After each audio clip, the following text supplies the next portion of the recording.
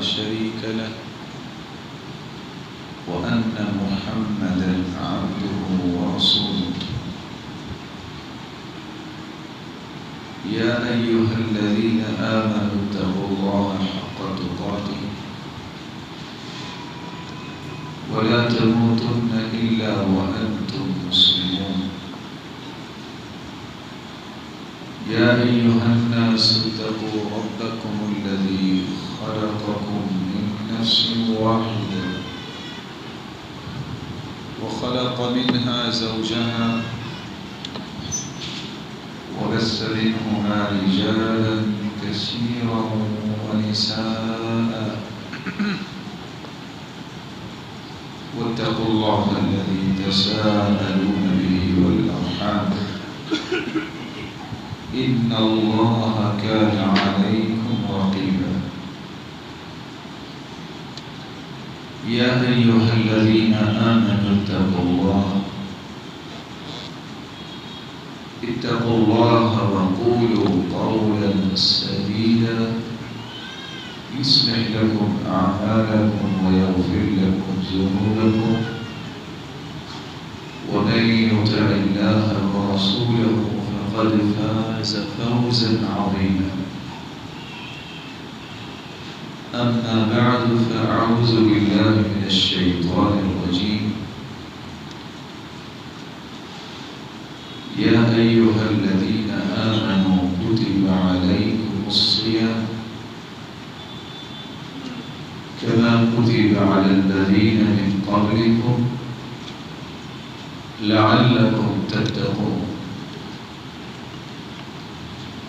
لائق تکریم سامعین مکرم، اللہ ذو الجلال جو ہم سب کے خالق مالک اور رازق ہے، اس کے ہر فیصلے میں بہت بڑی حکمت ہے۔ انسانی زندگی کے دسیوں رویوں کو درست کرنے کے لیے اور ان رویوں کے ذریعے اپنا تقرب عطا کرنے کے لیے مالک الملک نے روزے فرض کیے۔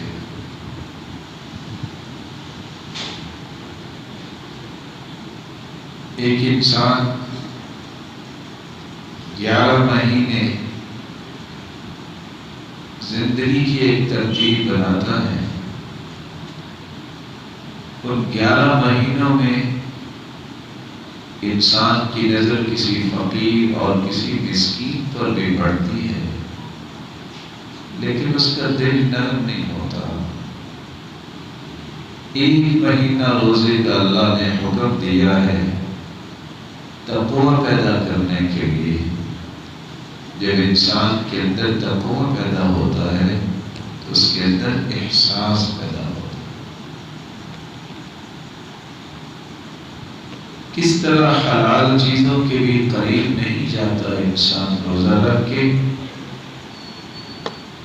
اگر حلال کے قریب نہیں جاتا تو حرام سے بچانے کے لیے اللہ تعالیٰ نے یہ روزہ فرض کیا کہ تمہاری یہ کیفیت ایمان کی بننی چاہیے کہ روزہ رکھ کے تو آپ حلال چیزیں بھی نہیں کھاتے، تو حرام کے بھی قریب نہ جاؤ۔ یہ غیبت حرام ہے، یہ غلط گفتگو کرنا اور لڑائی کرنا حرام ہے۔ اس لیے علماء نے روزے کی جو تعریف کی ہے وہ التعبد للہ سبحانہ وتعالی بالامساک بنیۃ عن الاکل والشرب وسائر المفطرات من طلوع الفجر الى غروب الشمس۔ روزہ ایک عبادت ہے، اور اس کا مطلب یہ ہے کہ انسان فجر سے لے کر مغرب تک کسی بھی ایسی چیز کو اختیار کرنے سے رک جائے گا، کھانے پینے دینے سے رک جائے گا جس سے روزہ ٹوٹ جاتا ہے۔ اس کی ہم وضاحت کریں گے کچھ دیر کے بعد کہ روزہ کیسے ٹوٹتا ہے۔ رسول اکرم صلی اللہ علیہ وآلہ وسلم نے امت کو اس بات کی خبر دی ہے کہ اسلام 5 ستونوں پہ کھڑا ہے، 5 ارکان پہ کھڑا ہے۔ ان 5 ارکان میں سے ایک روزہ بھی بڑا اہم رکن ہے۔ بلکہ رسول اللہ صلی اللہ علیہ وسلم کے پاس صحابی آئے، نام ہے ان کا ابو امامہ رضی اللہ تعالی عنہ، اور آگے سوال کرتے ہیں اللہ کے رسول ایسا عمل بتا دیجئے جو مجھے دنیا میں اور آخرت میں نفع دے۔ تو آپ صلی اللہ علیہ وآلہ وسلم نے سبق کیا دیا، علیک بالصوم فإنہ لا مثل لہ، علیک بالصوم فإنہ لا عدل لہ۔ دوسری روایت کے الفاظ ہیں تم روزہ رکھنا شروع کرو، کیونکہ اعمال میں سے روزے جیسا کوئی بھی عمل ہے ہی نہیں۔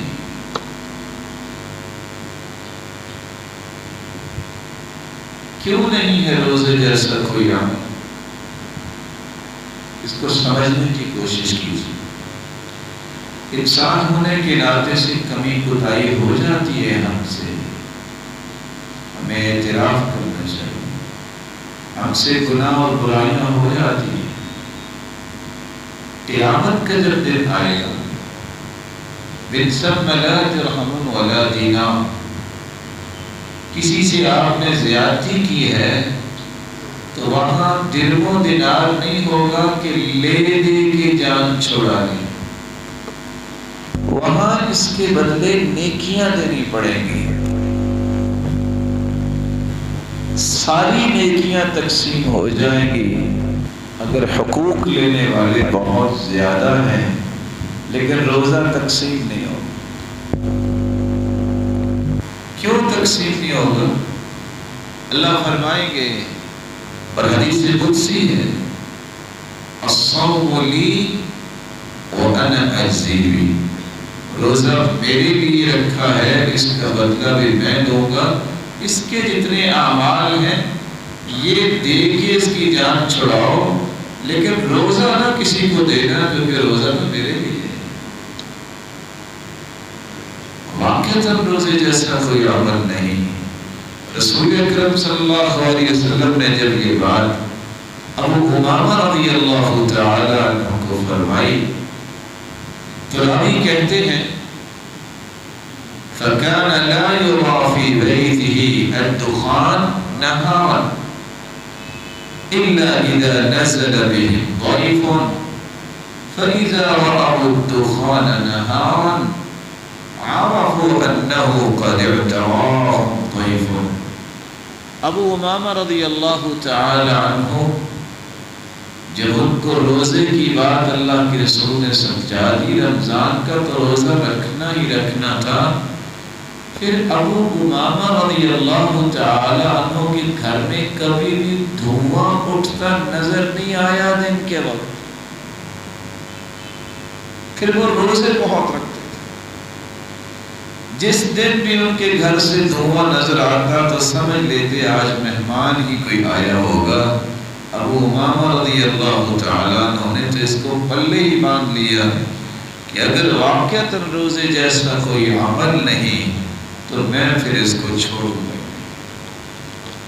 رسول اکرم صلی اللہ علیہ وآلہ وسلم نے کیوں کہہ دیا کہ اس جیسا کوئی عمل نہیں؟ انسان کی سب سے بڑی ایمانی بلندی کا نام ہے تقویٰ۔ روزے سے انسان متقی بنتا ہے۔ جس کو تقویٰ نصیب ہو جائے یہ شخص تو اللہ کی جنتوں کا وارث بن جاتا ہے۔ اس سے بڑا عمل کون سا ہو؟ بلکہ رسول اللہ صلی اللہ علیہ وسلم کا فرمان ہے، جعل اللہ علیکم صلاة قوم ابرار یقومون اللیل ویصومون النہار ولیسوا بأثمة ولا فجار۔ اللہ رب العزت نے تمہیں ایسے نیک لوگوں کی دعائیں نصیب فرمائیں۔ کون سے نیک لوگ؟ جو رات کو قیام کرتے ہیں اور دن کو روزہ رکھتے ہیں، یہ نہ تو گنہگار ہوں گے نہ یہ فاجر ہوں گے۔ کتنی بڑی یہ گواہی ہے کہ روزہ رکھنے والا اور رات کو قیام کرنے والا یہ فاجر نہیں ہوتا، یہ گنہگار نہیں ہوگا، یہ نیک ترین لوگوں کا شیوا ہے جو روزہ رکھتے ہیں اور رات کو قیام بھی کرتے ہیں۔ رسول اللہ صلی اللہ علیہ وسلم کے پاس صحابی آ کے اپنی خواہش کا اظہار کرتے ہیں، اللہ کے رسول، خیر اور بھلائی کے بہت سارے دروازے ہیں، کوئی ایسا دروازہ مجھے بھی بتا دے کہ جس کو میں اختیار کر لوں اور میں دنیا اور آخرت کے ہر قسم کے عذاب اور مصیبت سے بچ جاؤں۔ آپ صلی اللہ علیہ وسلم کا جواب سنیے، خیر کے بہت سارے دروازے ہیں، آپ نے فرمایا میں ایک دروازہ آپ کو بتاتا ہوں، وہ دروازہ کون سا ہے؟ روزہ رکھنا شروع۔ اللہ کے رسول، اس کا فائدہ کیا ہو؟ فرمایا الصوم جنہ یستجن بها العبد، جس طرح میدان جنگ میں ڈھال تم استعمال کرتے ہو دشمن کے وار سے بچنے کے لیے، روزہ تمہارے لیے ڈھال بن جائے گا۔ کس چیز سے ڈھال بن جائے گا؟ شیطان کے شکنجوں سے۔ کس چیز سے ڈھال بن جائے گا؟ فَإِنَّهُ لَهُ وِجَاءٌ أَيْ عِلَاجٌ، یہ تمہاری بیماریوں کے سامنے بھی ڈھال بن جائے گا، تمہاری شہوتوں کے سامنے بھی ڈھال بن جائے گا۔ کس چیز کے لیے ڈھال بن جائے گا؟ جنۃ من عذاب اللہ، یہ اللہ کے عذاب کے سامنے بھی ڈھال بن جائے گا، جہنم کے سامنے بھی ڈھال بن جائے گا۔ ساتھ ہی اللہ کے رسول صلی اللہ علیہ وسلم نے فرمایا وَهُوَ حِصْنٌ مِّنْ حُصُونٍ، روزہ رکھنے والا صرف ڈھال نہیں اس کے لیے روزہ، بلکہ اللہ عز و جلال نے روزے کو بہت بڑا قلعہ بنایا ہے۔ جو روزہ رکھ لیتا ہے، جس طرح دشمن کی ہر چال سے قلعے میں بند انسان محفوظ رہتا ہے، اللہ عز و جلال روزہ رکھنے والے کو شیطان سے، اس کے وسوسوں سے، شہوتوں سے اور بیماریوں سے اور اللہ عز و جلال کے عذاب اور جہنم سے اسی طرح محفوظ فرما دیتا۔ رسول اکرم صلی اللہ علیہ وآلہ وسلم نے اس لیے امت کو یہ خوشخبری دی۔ آپ کے علم میں ہے کہ جب انسان بات نہ کرے، خاموش رہے، تو عجیب سی مہک پیدا ہو جاتی ہے انسان کے منہ میں۔ خلوع المعدہ، جب انسان کچھ نہیں کھاتا تو یہ کیفیت پھر بھی پیدا ہو جاتی، اور جب انسان بہت زیادہ باتیں کرتا ہے تو تب بھی یہ کیفیت پیدا ہو جاتی۔ لیکن روزہ رکھتے وقت جب انسان کچھ کھاتا ہی نہیں سارا دن، تو یہ جو کیفیت پیدا ہوتی ہے، رسول اکرم صلی اللہ علیہ وآلہ وسلم نے فرمایا تھا لَخُلُوفُ فَمِ الصَّائِمِ أَطْيَبُ عِنْدَ اللَّهِ مِنْ رِيحِ الْمِسْكِ۔ رسول اکرم صلی اللہ علیہ وسلم نے فرمایا انسان جب روزہ رکھتا ہے اس کے منہ کی مہک جو ہے وہ اللہ کے ہاں کستوری سے بھی زیادہ پاکیزہ ہے۔ امام ابن جماع نے ایک بڑا دقیق نکتہ پیش کیا ہے، اور وہ نکتہ یہ ہے کہ اللہ عز و جلال نے شہید کے خون کے بارے میں ایک بات کہی ہے. کتنا بڑا درجہ ہے شہادت کا. پہلا خون کا قطرہ زمین پہ گرتا ہے، اس کے ساری زندگی کے گناہوں کو معاف کر دیا جاتا ہے سوائے قرض کے. یغفر للشہید کل شیء الا الدین. زندگی کے سارے گناہ معاف ہو جاتے ہیں لیکن قرض معاف نہیں ہوتا.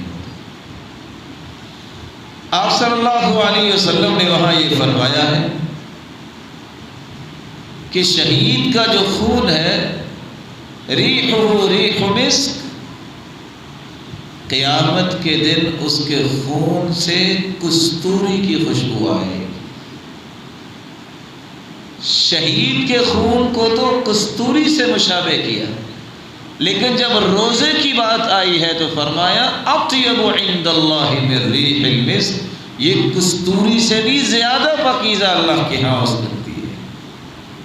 رسول اکرم صلی اللہ علیہ وآلہ وسلم نے ساتھی امت کو اس بات کی خبر دی ہے قیامت کے نزدیک فتنے بہت آئیں گے. فتنۃ الرجل فی اہلہ ومالہ ونفسہ وولدہ وجارہ.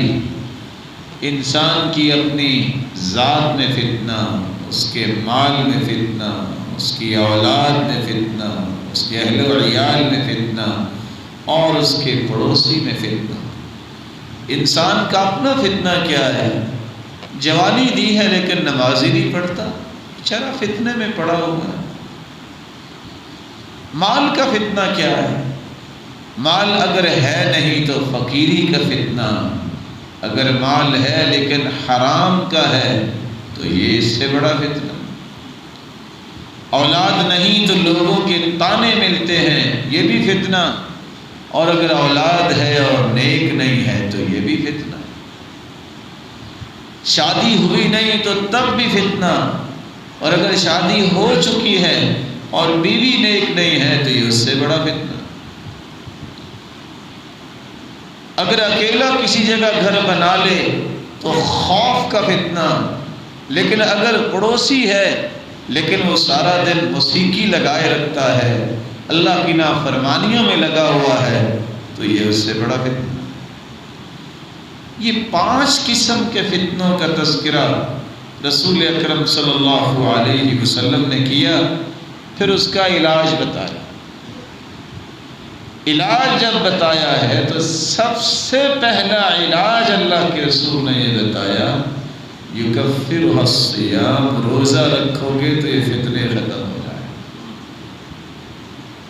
والصلاۃ، نماز کی پابندی کرو. والصدقہ، اللہ کی راہ میں صدقہ کرو.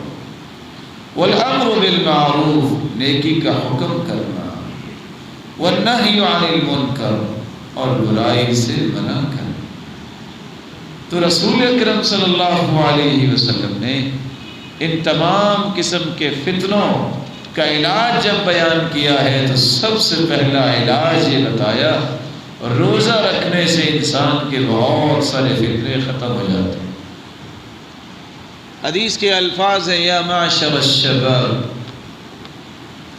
من استطاع منکم الباءة فلیتزوج. اے نوجوانوں، جن کے پاس طاقت ہے انہیں شادی کرنی چاہیے. فمن لم يستطع، اگر کسی کے پاس طاقت نہیں ہے کہ وہ اپنے گھر کو سنبھال سکے، اس کے اخراجات کو پورا کر سکے، تو پھر کیا کرے؟ علیک بالصوم، علیہ بالصوم فإنہ لہ وجاء ای علاج. روزہ رکھے، اس روزے سے ہوگا کیا؟ فإنہ احصن للفرج، اس سے ایک تو پاک دامن رہے گا، دوسرا اس کی شہوت کا علاج ہو جائے. اللہ کے رسول صلی اللہ علیہ وسلم نے جسمانی فتنے، ایمانی فتنے، خاندانی فتنوں کا علاج بتایا ہے تو روزہ بتایا ہے. آج کفر کو بھی یہ ماننا پڑا، آج کافر ڈاکٹر بھی اپنی تحقیق پیش کرتے ہوئے اور یہ کہتے ہوئے نظر آتے ہیں کہ انسان اگر 10 سے 14 گھنٹے تک بھوکا رہے اور سال کے اندر 20 سے 28 دن تک وہ بھوکا رہے تو یہ ایک ایسی کیفیت ہے کہ اس شخص کو کینسر نہیں ہوگا۔ اس کو کیا پتا کہ اسلام نے اس قدر خوبصورت نظام دیا ہے کہ سال کے بعد ایک پورے مہینے کے روزے رکھنے کا حکم دیا ہے۔ اس سے اللہ جلال جسمانی بیماریوں کو بھی دور کرتے ہیں اور فتنوں کو بھی دور کرتے ہیں۔ بلکہ کافر یہ کہنے پہ مجبور ہوا، ہر وہ مریض جس کا کوئی علاج نہ ہو، دوائی بند کر دی جائے، ایک علاج پھر بھی اس کا ہے، اس کے پیٹ کو خالی رکھو، اس کو کھلاؤ نہیں، یہ خود سے ایک علاج ہے۔ اللہ کے رسول نے تو 1400 سال پہلے کہہ دیا تھا فَإِنَّهُ لَهُ وِجَاءٌ أَيْ عِلَاجٌ، مسلمانوں یہ روزہ علاج ہے، اس کو علاج سمجھ کے بھی رکھو گے تو اللہ تمہاری بیماریوں کو بھی دور فرما دے۔ رسول اکرم صلی اللہ علیہ وآلہ وسلم نے صحابہ کرام کو روزے کی اہمیت کو اجاگر کرتے ہوئے یہ بھی فرمایا، اور اس اہمیت کو سننے سے پہلے ذرا سوچئے، اگر 70 سال تک انسان سفر کرے، 70 سال تک سفر کرے تو کتنا سفر کرے گا؟ چلو آج کل کا حساب لگا لیں، 120 کلومیٹر کی رفتار پہ بھی اگر چلے کوئی تو 70 سال میں کتنا سفر طے کرے گا؟ حدیث کہتی ہے ما من عبد يصوم يوما الا بعد الله بذلك اليوم وجهه عن النار 70 خريفا۔ میرے صحابہ جو ایک روزہ اللہ کی راہ میں رکھتا ہے، 70 سال جتنا سفر طے کر سکتا ہے، اتنی مسافت اس شخص کو ایک روزہ رکھنے کی وجہ سے اتنا جہنم سے دور کر دیا جاتا ہے۔ میرے رب کے فیصلے کتنے بڑے ہیں۔ اور دوسری روایت کے الفاظ ہیں، رسول اللہ صلی اللہ علیہ وآلہ وسلم نے فرمایا کہ صرف 70 سال نہیں، بعد اللہ منہ جہنم مسیرۃ 100 عام، 70 سال تو اس کے چہرے کو جہنم سے دور کیا جائے گا، جہنم کو اس سے 100 سال کی مسافت دور کر دیا جائے گا۔ اور تیسری روایت نے تو بات ہی ختم کر دی، رسول اللہ صلی اللہ علیہ وسلم کا فرمان ہے من صام یوما فی سبیل اللہ، جو اللہ کی راہ میں ایک روزہ رکھتا ہے، جعل اللہ بینہ وبین النار خندقا کما بین السماء والارض۔ صحیح الجامع کی روایت ہے، اللہ کے رسول کا فرمان ہے ایک روزہ رکھنے والا جو ہے اللہ کی راہ میں نکل کر اتنا اللہ کے ہاں پیارا بن جاتا ہے، اس بندے کے درمیان اور جہنم کے درمیان اتنی بڑی خندق بنا دی جاتی ہے اور فاصلہ اتنا ہوتا ہے جتنا مشرق و مغرب کا فاصلہ۔ آج مسلمانوں کو اس اہمیت سے اجاگر کرنا، مسلمانوں کو اس کی اہمیت اجاگر کروانا اور اس کی توجہ دلانا ایک بہت بڑی ذمہ داری ہے۔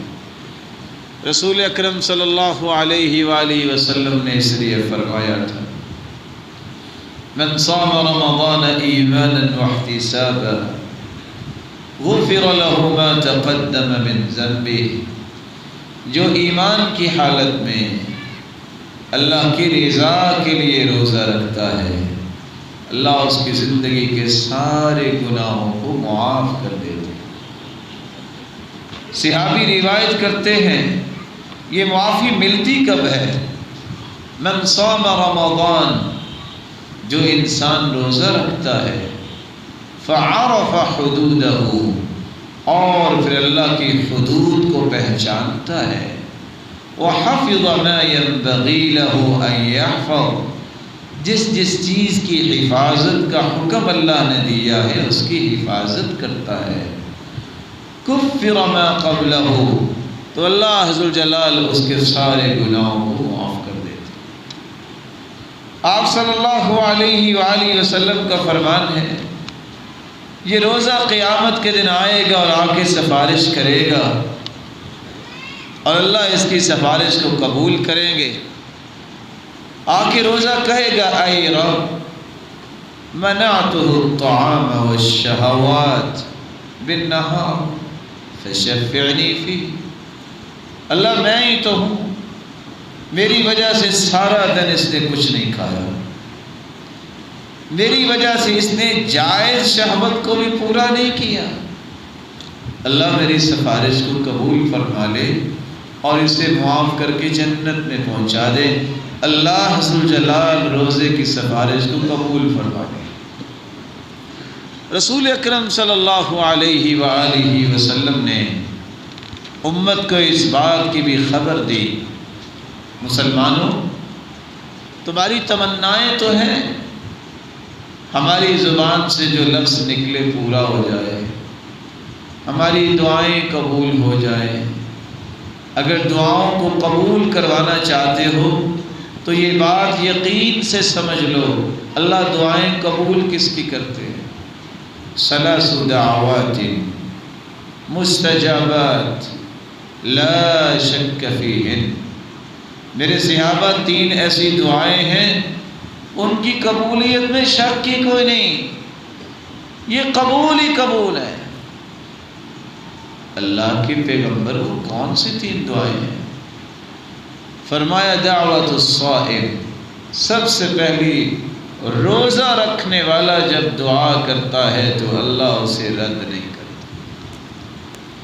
یہاں یہ بات بھی سننے والی ہے جو ہم بھولے ہوئے، ہم یہ سمجھتے ہیں کہ افطاری کے وقت ہی دعا کرنی چاہیے اور اس وقت ہی دعا قبول ہوگی، ایسا نہیں ہے۔ حدیث کہتی ہے دعوت الصائم، روزے دار کی دعا، کہ آپ روزہ عصر کے بعد رکھتے ہیں، روزہ تو صبح سے ہی ہوتا ہے، جب آپ نے روزہ رکھ لیا جب تک افطار نہیں کر لیا اس سارے وقت میں جب بھی آپ دعا کریں گے اللہ جلال اسے قبول فرمائے گا۔ اس لیے افطاری پہ بھی دعا کیا کریں، وقت نہ ضائع کیا کریں، لیکن اس کا مطلب یہ نہیں ہے کہ باقی سارا دن دعا ہی نہ کریں۔ آپ جب بھی دعا کریں گے اللہ آپ کی دعا کو قبول فرمائے گا۔ رسول اللہ صلی اللہ علیہ وآلہ وسلم نے دوسری دعا بتائی جو رد نہیں ہوتی، اللہ قبول کرتے ہیں، جب والدین اپنی اولاد کے لیے دعا کرتے ہیں۔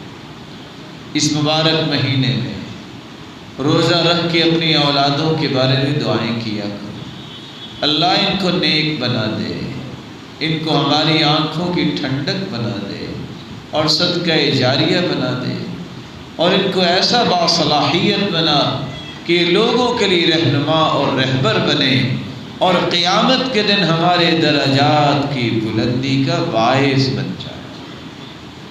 تیسری دعا جو ہے جو اللہ رد نہیں کرتے، دعوت المظلوم، جو مظلوم ہوتا ہے نا، حدیث میں آتا ہے اس کی آہ و بکا اور اللہ کے درمیان کوئی پردہ حائل نہیں ہوتا، اللہ اس کی فوراً سنتے۔ یہاں 2 کام کرو، زندگی بھر کسی پر ظلم نہ کرو، مظلوم کی بد دعا تمہارے حق میں قبول ہوگی تو بچے گا کچھ نہیں، لیکن اگر آپ پہ کسی نے ظلم کیا ہے تو فوراً نیت کر لو کہ الہ العالمین یہ مشکل آئی ہے تو اس مشکل میں مجھے اجر عطا فرما، اور پھر دعا کرو الہ العالمین میری نصرت فرما اور میری مدد فرما۔ اور اللہ ذو الجلال فرماتے ہیں، حدیث قدسی ہے، لَأَنصُرَنَّكِ وَلَوْ بَعْدَ حِينٍ، اے مظلوم میں تیری مدد ضرور کروں گا، کچھ وقت تمہیں محسوس ہوگا کہ فوراً کیوں نہیں ہو رہی، لیکن میں تجھے اکیلا نہیں چھوڑوں گا، میں تیری مدد ضرور کروں گا۔ اللہ ذو الجلال ہمیں ہر قسم کے ظلم سے محفوظ فرمائے۔ رسول اکرم صلی اللہ علیہ وآلہ وسلم نے ایک سوال کا جواب دیا، اور سوال کیا تھا؟ صحابی نے آ کے سیدھی ہی بات پوچھ لی، بس ایک عمل بتا دیجئے، میں جنت جانا چاہتا ہوں۔ اللہ کے رسول صلی اللہ علیہ وسلم نے فرمایا، جنت کی تمنا لے کے آئے ہو اور عمل بھی ایک ہی پوچھ رہے ہو؟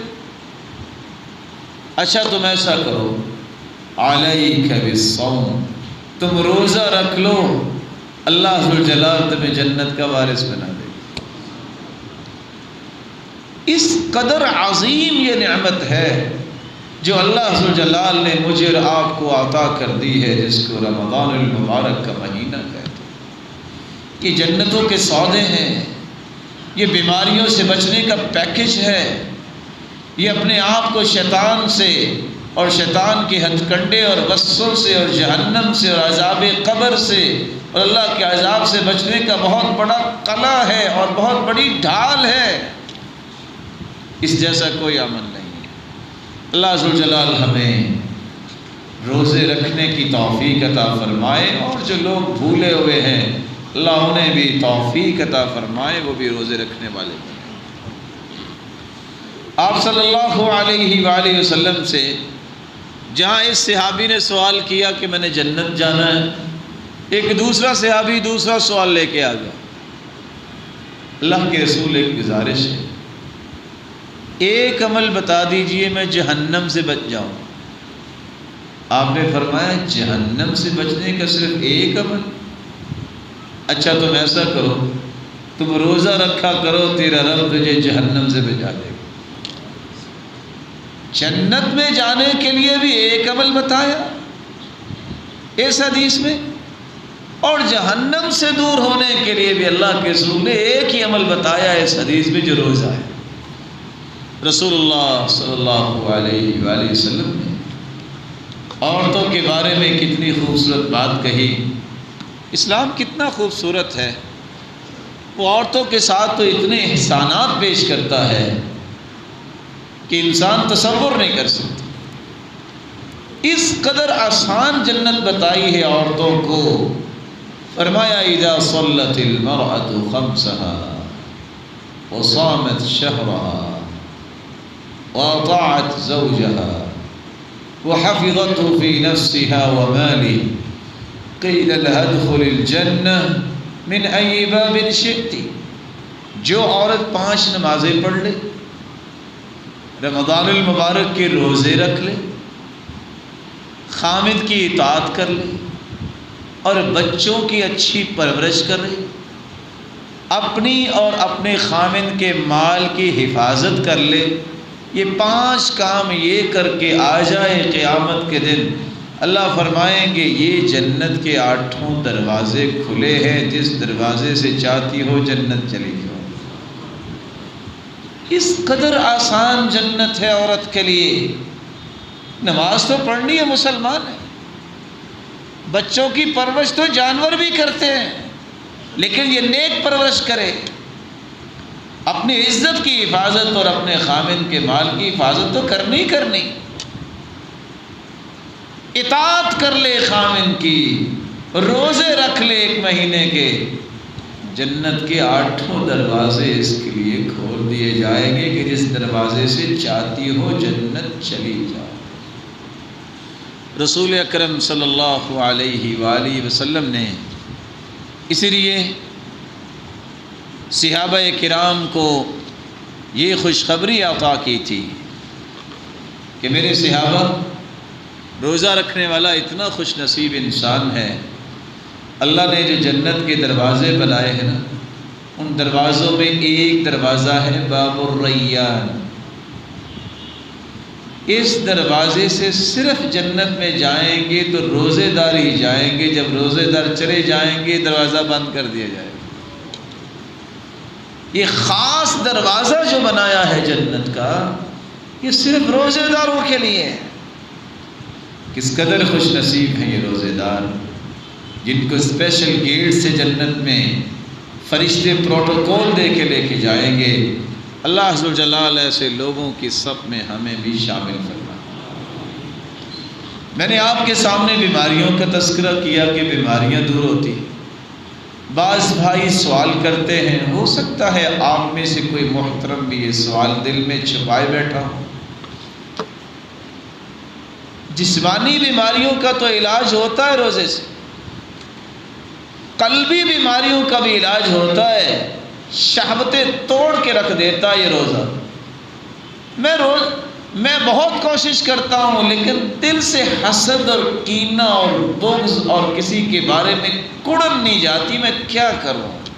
بہت سارے لوگ سوال کرتے ہیں اور سوال کرنے والے نیک لوگ ہوتے ہیں، کیونکہ ان کو فکر ہوتی ہے کہ ہمارا دل خوبصورت بنے گا تو ہم اللہ کے پیارے بندے جو ہیں ان کی صف میں شامل ہوں۔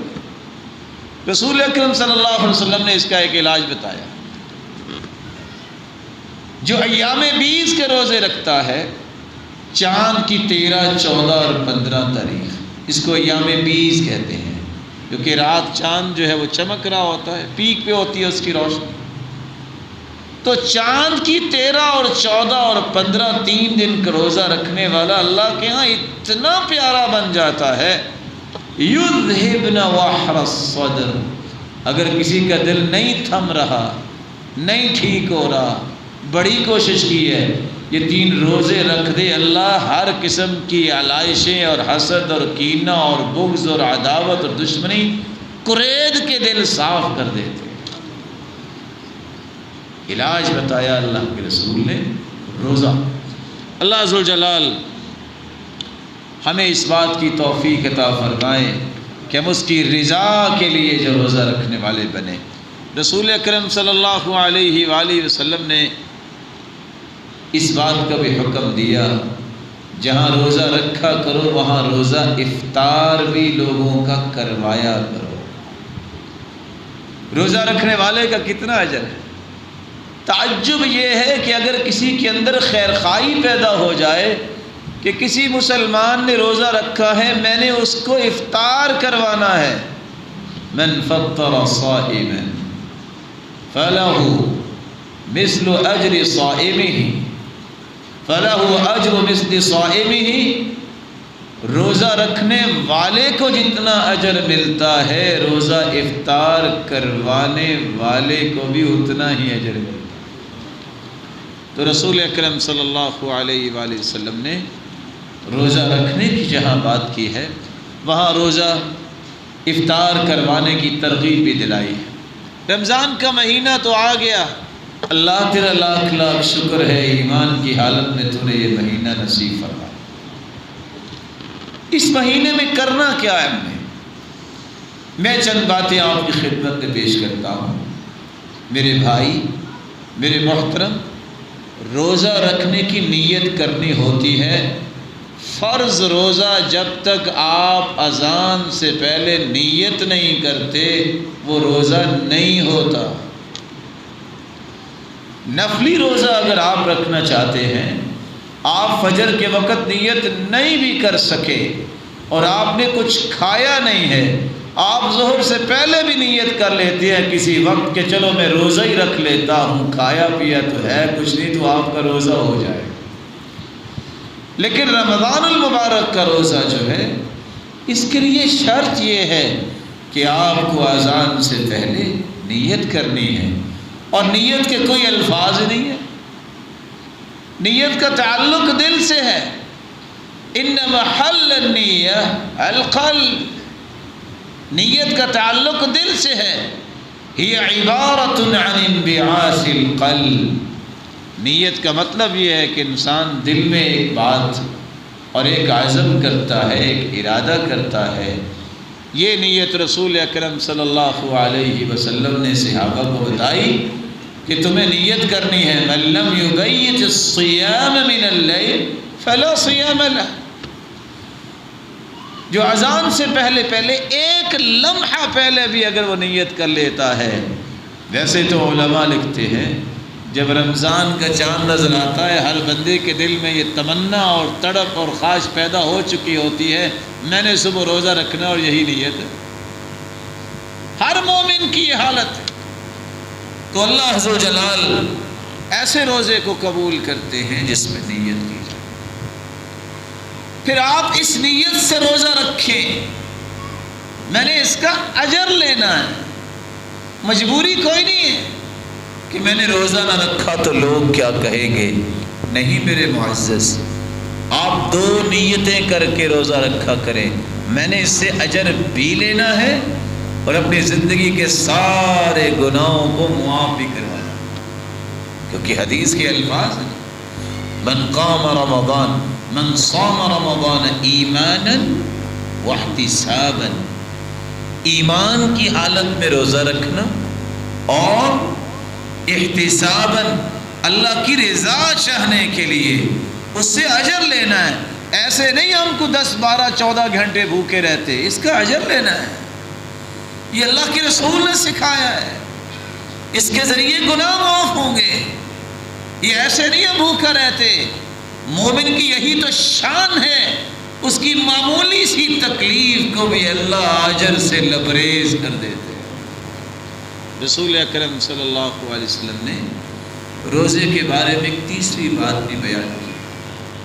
جب آپ اجر کی نیت سے، گناہوں کی معافی کی نیت سے روزہ رکھیں گے تو پھر آپ گناہ نہیں کریں گے، کیونکہ پہلے گناہوں کی جو معافی کے لیے آپ نے روزہ رکھا ہوا.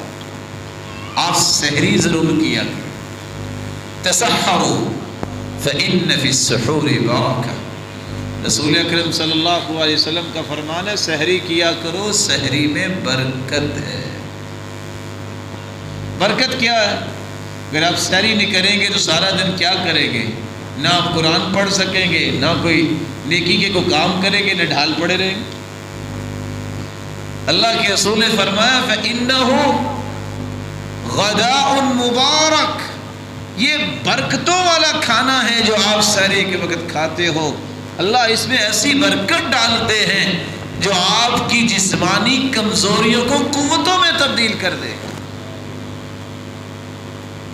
آپ سمجھتے ہیں کہ میں نے رات کو کھانا اتنا کھا لیا اب ضرورت نہیں ہے، پھر بھی سحری کرو. نعم سحور المؤمن التمر، آپ کچھ بھی نہیں کھانا چاہتے، آپ کو 3 کھجوریں کھا لے. بہترین سحری مومن کی ہے وہ کھجوریں. آپ سمجھتے ہیں کہ مجھے بھوک نہیں، تو آپ صرف اس نیت سے سحری کریں کہ اللہ کے رسول نے حکم دے دیا. حتیٰ کہ اللہ کے رسول کا فرمان ہے وَلَوْ بِجُرْعَةٍ مِّن مَّاءٍ، اور تمہیں بالکل بھی بھوک نہیں ہے تو پانی کا گھونٹ ہی بھر لو، سحری ضرور کرو، اللہ اس میں تمہارے لیے برکت فرمائے. لیکن سحری کے وقت ایک بات محترم بھائی پوچھا کرتے ہیں، میں بتائے دیتا ہوں. اچھا جی کب تک کھاتے رہنا چاہیے؟ اللہ اکبر ہو تو کھانا چھوڑ دیں. دیکھیے جو رہنمائی اللہ کے رسول نے دی ہے نا، اس سے بڑی کوئی رہنمائی نہیں. آپ صلی اللہ علیہ وآلہ وسلم نے صحابہ کرام کو ایک بات سمجھائی. ایک شخص جب سحری کر رہا ہے وَبِيَدِهِ إِنَاءٌ، اس کے ہاتھ میں برتن ہے، وہ پی رہا ہے یا کھا رہا ہے، اس وقت تک وہ نہ چھوڑے حتیٰ یقضی حاجتہ. اللہ اکبر ہو بھی گئی ہے، وہ جو پی رہا ہے وہ مکمل اپنا جو پینا چاہتا ہے نوش کر لے. اگر وہ کھا رہا ہے اس کا مطلب یہ نہیں ہے کہ وہ لقمہ پھینک دے. اللہ کے رسول نے فیصلہ دے دیا اپنی حاجت کو پورا کر لے. اس کا یہ معنی بھی نہیں ہے کہ جب اذان جو ہے وہ شروع ہو تو جو کچھ ہے وہ اپنے ہاتھ میں پکڑ لے تو کھائے گا کیسے. شریعت کے مقاصد کو سمجھیے. ادب یہ ہے آپ کے ہاتھ میں ہے، آپ کھانا کھا رہے ہیں تو آپ اس کو مکمل کر لو. جو لقمہ آپ کھا رہے ہیں وہ کھا لیں. آپ نے پانی پینا ہے، آپ پانی کو مکمل کر لیں، حتی یقضی حاجتہ، آپ اپنی ضرورت پوری کر کے چھوڑیں۔ رسول اکرم صلی اللہ علیہ وسلم نے یہ رہنمائی امت کو دی۔ کچھ لوگوں کا کہنا ہوتا ہے نہیں، اذان ہو بھی جائے تو 8 گھنٹے تک بندہ کچھ کر ہی سکتا ہے۔ یہ ہمارے علم میں تو ایسی کوئی بات نہیں ہے، اور اللہ ہمیں بچائے ہی رکھے ایسے روزے سے جہاں من مرضی سے سحریاں اور من مرضی سے افطاریاں ہوں۔ ہمیں اللہ ایسی سحریوں اور افطاریوں سے محفوظ رکھے۔ ہمیں تو صرف ایک ہی تمنا ہونی چاہیے اور ہے، یا اللہ سحری اور افطاری وہ کروا جو تیرے پیغمبر نے بیان کر دی، قبول ہی وہ ہونی ہے۔ آپ صلی اللہ علیہ وآلہ وسلم نے ایک چوتھی بات بھی بیان کی، جب ہم سحری کر لیتے ہیں افطاری تک کوئی کھانا کھاتے ہیں؟ بولیے، کچھ پیتے ہیں ہم؟ حالانکہ حلال چیزیں ہیں میرے بھائی۔ جب ہم نے حلال چھوڑ دیا اللہ کے ڈر سے، گناہ معاف کروانے کے لیے اور اجر پانے کے لیے، تو حرام کیسے جائز ہو گیا؟ دھوکہ دینا حرام ہے، جھوٹ بولنا حرام ہے، غیبت کرنا حرام ہے، چغلی کرنا حرام ہے، گالی دینا حرام ہے میرے بھائی، یہ لڑنا اور فساد کرنا حرام ہے۔ جب روزہ حلال چیزیں کھانے سے روکتا ہے تو حرام سے بھی تو روکتا ہے۔ اسی اللہ کے رسول صلی اللہ علیہ وسلم نے فرمایا کہ جو بندہ روزہ رکھتا ہے، من لم يدع قول الزور والعمل به فليس لله حاجة في أن يدع طعامه وشرابه، جو بندہ روزہ رکھ لیتا ہے لیکن نہ جھوٹ چھوڑتا ہے نہ غلط کام چھوڑتا ہے، اللہ ذوالجلال کو ایسے بندے کی کوئی پرواہ ہی نہیں ہے، یہ اپنے آپ کو ایسے بھوکا رکھ رہا ہے۔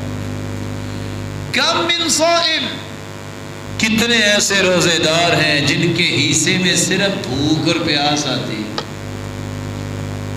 کیونکہ جب انہوں نے جھوٹ سے باز ہی نہیں آنا، جب انہوں نے لوگوں کو تکلیف دینے سے باز ہی نہیں آنا، جب انہوں نے غیبتیں ہی سارا دن کرنی ہے، اس لیے سلف صالحین روزہ رکھ کے مسجد میں آ کے بیٹھ جاتے۔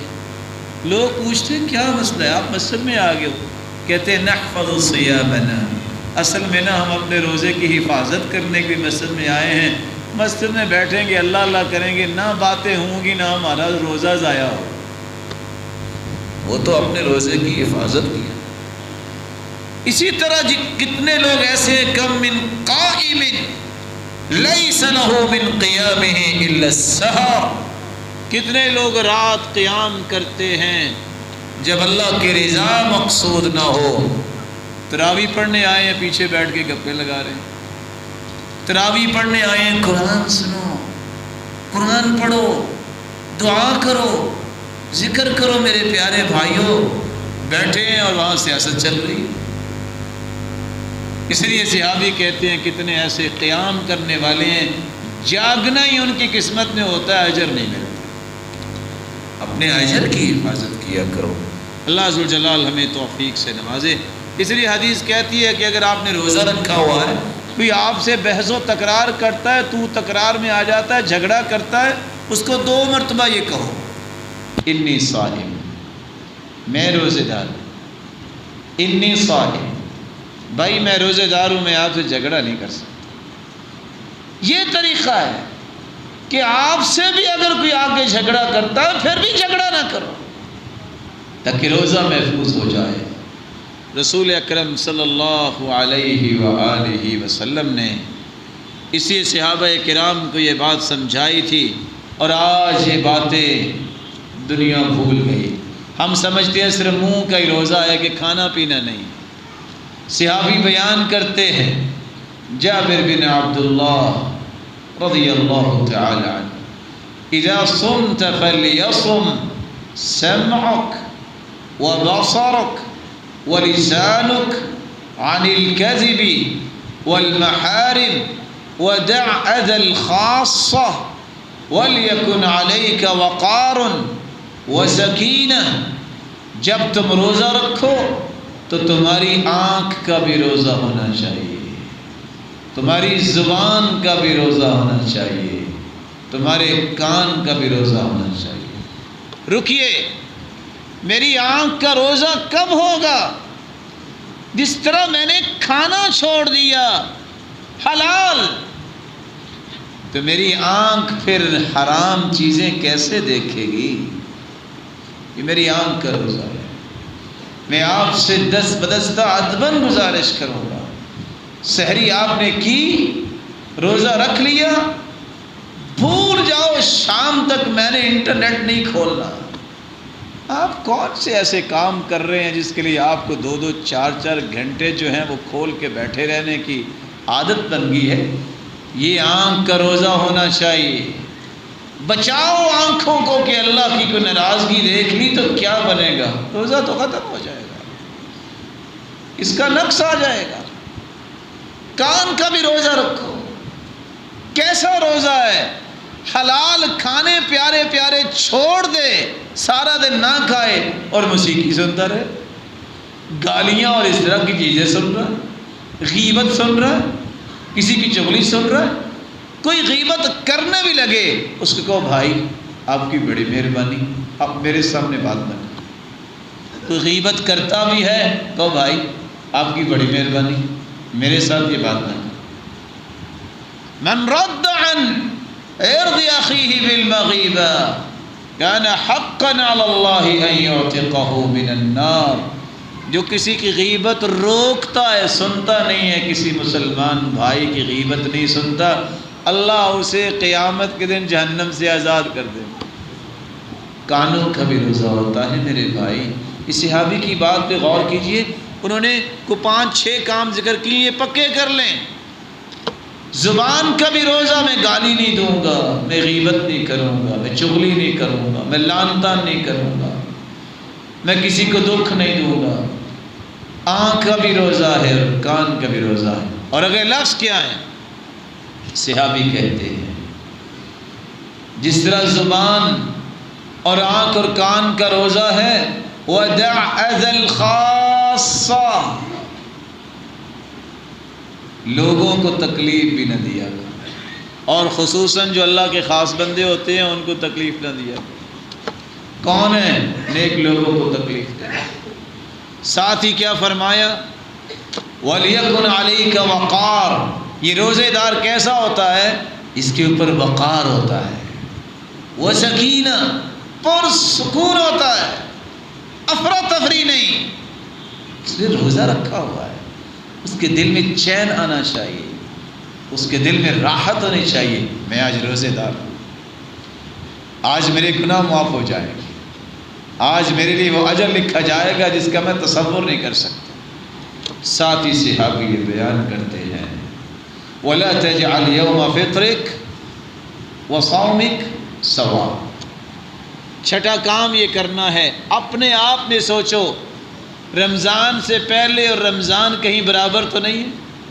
میری وہی سستیاں نمازوں میں، میری وہی سستیاں قرآن کی تلاوت میں، میری وہی تغافل کی کیفیت اللہ کے ذکر میں۔ صحابی کہہ رہے ہیں روزے کا دن اور جب روزہ تم نہیں رکھتے، رمضان سے پہلے دونوں برابر نہیں ہونے چاہیے۔ روزہ ہی تو ایک ایسی نعمت ہے جس میں آپ کو نیکیوں میں آگے بڑھنا چاہیے۔ اللہ ذوالجلال ہمیں اس بات کی توفیق عطا فرمائے۔ ایک 5واں کام بھی آپ کیجئے، قرآن کی تلاوت کو معمول بنائیے۔ امام مالک جیسے محدث رمضان میں حدیث بھی نہ پڑھاتے، کہتے یہ شہر القرآن ہے، یہ مہینہ ہے ہی قرآن کا۔ بڑے تعجب کی بات ہے، ایسے لوگ بھی تھے اللہ نے جن کو توفیق دی تھی، یحییٰ بن سعید القطان جیسے محدث، بقی بن مخلد جیسے محدث، اور اسی طرح خطیب بغدادی بیان کرتے ہیں کہ خطیب بغدادی کا اپنا معمول بھی یہ تھا کہ ہر روز یہ تینوں ہستیاں اور اس طرح کے 10 لوگ ایسے تھے جو ہر روز ایک قرآن ختم کیا کرتے۔ تعجب کی بات یہ ہے جن کو اللہ توفیق دے دے، عبد الرحمن بن مہدی جیسے محدث اور اسی طرح وہ شخص جس کو کون نہیں جانتا، ابن عیاش، وہ ہر 2 روز میں قرآن مجید کو مکمل کیا کرتے۔ ابو بکر ابن عیاش یہ امام شعبہ کو کہتے ہیں جب یہ فوت ہونے لگے تو بہن رونے لگ گئی۔ کہا بہن کیوں روتی ہو؟ کہا آپ کے فراق میں۔ کہا یہ گھر میں جو ستون دیکھ رہی ہو نا، میں نے اس ستون کے ساتھ بیٹھ کے 18,000 مرتبہ قرآن ختم کیا ہے۔ بس دعا یہ کرو اللہ قبول کر لے، پریشانی کی بات نہیں۔